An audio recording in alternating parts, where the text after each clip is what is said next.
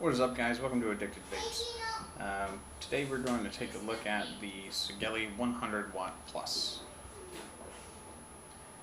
So, the Sigelei 100 Watt Plus is a 100 watt box mod. Came out a little bit before the IPv4 came out, which is a direct competitor to this 100 watt box mod. I've had this box for 5 or 6 months now, and so far it's been pretty fantastic. Quite reliable, works well, fires right every time. Haven't had any button sticking issues, which I know, well, I won't say I haven't had any. I had a couple, but we'll talk about that in a second.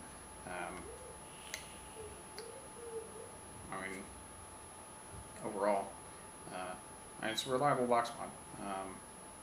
They run about $100. At this point, you might be able to find them. I know I got mine with a coupon code, and ended up only paying about $80 for mine. So, yeah, you can get them under $100. So if you're on a budget and you're looking for a box, this is not a bad choice. So yeah, we'll do a quick transition here, and we'll jump on the close-up.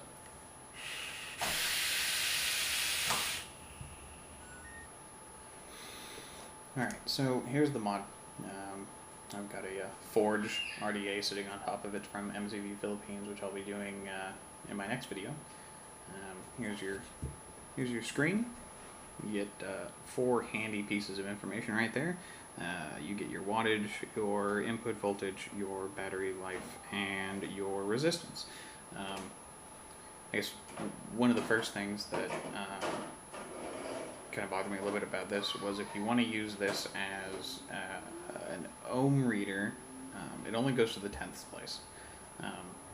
So that and it rounds.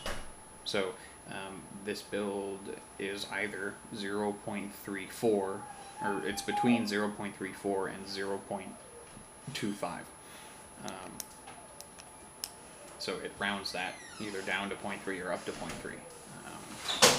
So you would still need a regular ohm meter if you're looking to get that 100th place. The buttons are nice and clicky, very responsive buttons. Magnetic back door. That was nice, incredibly strong. When I first got this, getting the back door off actually kind of hurt my fingernails. Ignore the batteries I got in there; those are my backups. I got a pair of purple leaf vests that I usually run in this thing.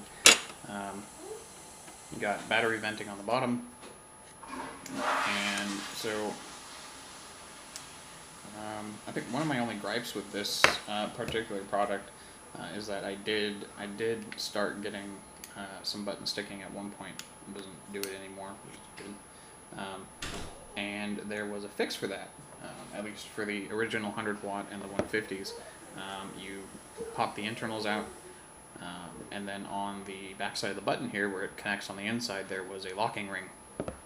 And you could move that locking ring and adjust the button so that the button was tight and didn't stick up underneath the lip right there. This one does not have that locking ring. So if the button does start to stick, it's just going to stick. There's no way to adjust it on this particular version. Battery life on this thing is fantastic. Running, I mean, of course, that's going to depend on what coils you're running. But I mean, it's been real good. It seems fairly accurate. Did I turn it off? Yeah, I did. Pretty accurate on its ohm readings. From what I hear, once you go above 50 watts, the wattage reading, or the wattage output, is actually a bit less than what it's reading. So the 100 watt ends up being like high 80s or low 90s if you actually run it through a meter and see how much wattage you're actually getting out of it. But it's not off like, say, some of the Cloudpore mods are, and the Cloudpore mods from the testing I've seen are off by quite a bit. So good option if you're looking for a box mod. It's pretty good size. The whole thing fits in my hand, minus the RDA. Lightweight, a little bit heavier obviously once you've got the batteries in it. The design on the front here may or may not be for you, but it also comes with a silicone sleeve that you put over it. It'll just give you that solid black, nice grippy, so it doesn't slip out of your hands, though it's not too horribly slippery to begin with. The beveled edges are nice, no sharp corners, so real easy to hold. And that's well, that's really that's my view on this particular product. Still use it, though right now I'm pretty heavy on the on my 26650 mod. But this one still gets its use. So that's that. My recommendation, if you were considering buying one of these for a box mod, would be yes, absolutely. It's a good mod. And next video, we're going to check out this guy, the Forge RDA from MCV Philippines. Yeah, so we will catch you guys on the next one.